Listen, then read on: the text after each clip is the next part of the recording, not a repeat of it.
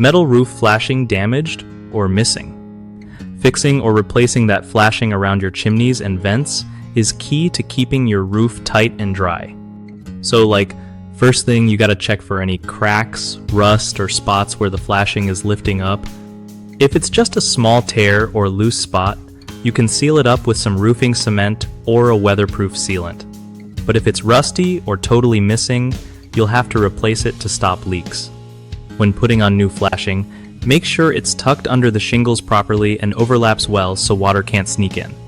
Don't forget to secure it with roofing nails, but be careful not to overdo it and damage the metal. You might want to wear gloves since metal edges can be sharp. Also, check the caulking around the flashing and vents because old caulk can crack and let water through. Doing these little fixes early can save you from bigger roof repairs later on. Just take your time and be patient.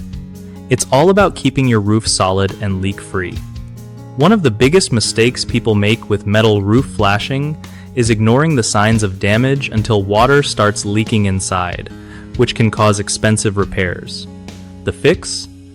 Regularly inspect your flashing, especially after storms or high winds. Another common issue is improper installation, like not overlapping the flashing correctly or using the wrong type of metal for your roof style, which leads to water damage. To avoid this, follow manufacturer instructions or get some tips from pros before starting.